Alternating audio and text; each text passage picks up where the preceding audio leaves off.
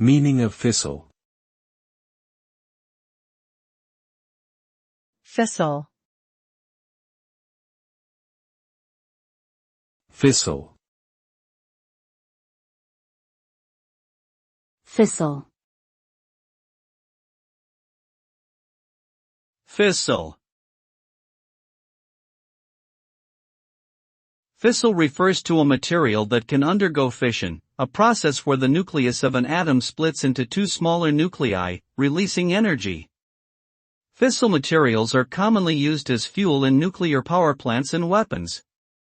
In nuclear reactors, the fission of fissile materials provides heat to produce steam, which then drives turbines to generate electricity.